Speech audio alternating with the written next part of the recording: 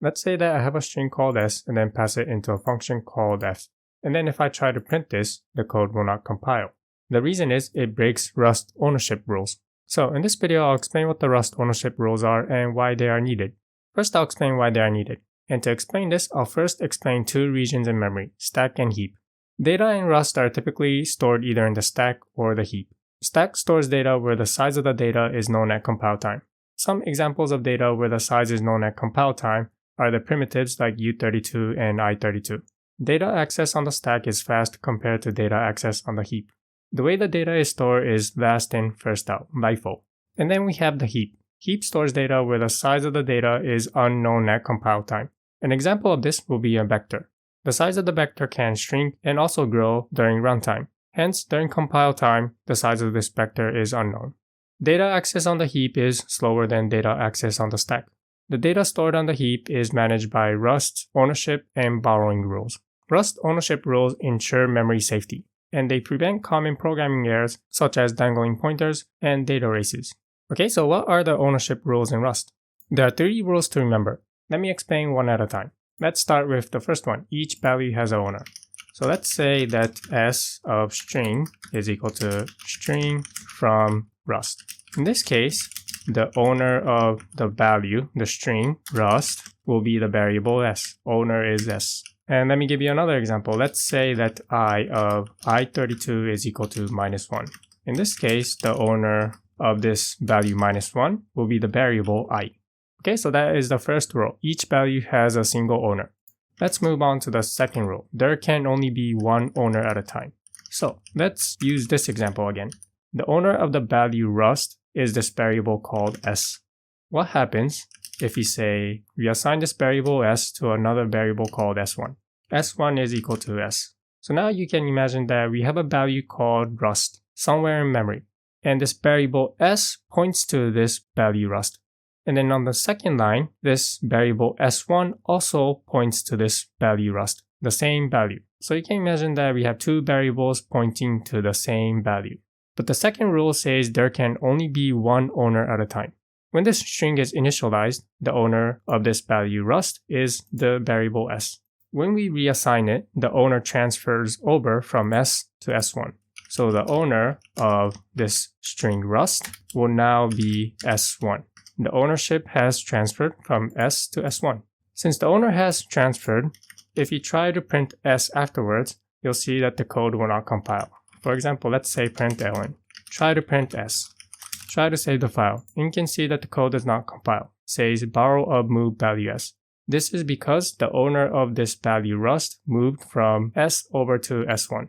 So if you put in a s1 over here, the code will compile fine, since the owner of this value Rust is now s1. However, if we try to print s, it does not compile.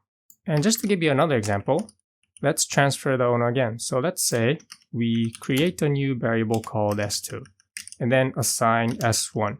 What's going to happen is the same as before. The owner of this value Rust will be transferred over from s1 to s2. So if you try to print s1 over here, then you'll see that the code will not compile. Change this to s1, try to save the file, and the code does not compile.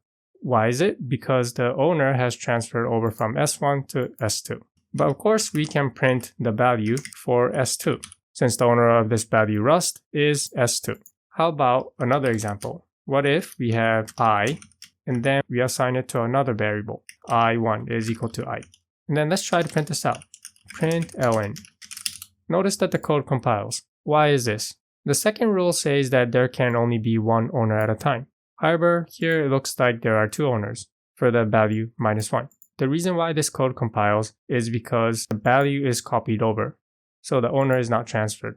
The owner of -1, the value -1, is I over here. Since the value is copied over here on this line, the owner of the value -1, which is copied over, is I1.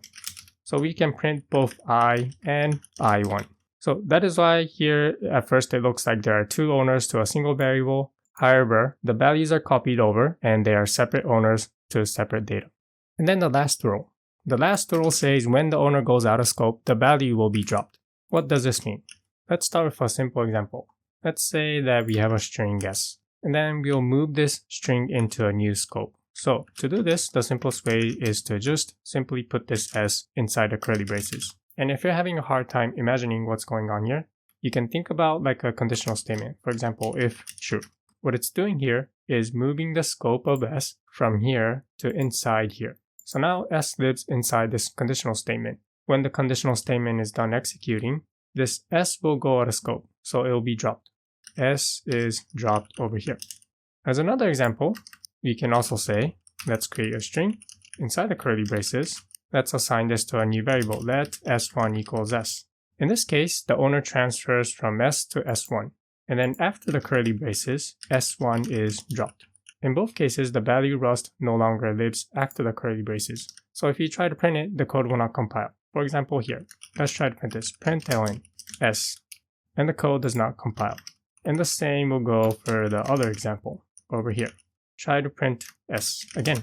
And again, the code does not compile because the scope of s is transferred into the inner scope. And then after this inner scope is done, the value is dropped. Hence, trying to refer to this value after it is dropped is invalid.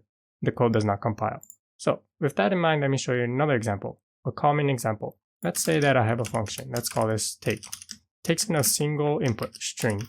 And for simplicity, it will do nothing. And then let's initialize a string. And then call the function take, pass in the string, and then try to print this string afterwards. Try to save the file, and again the code does not compile. So this is similar to two examples above.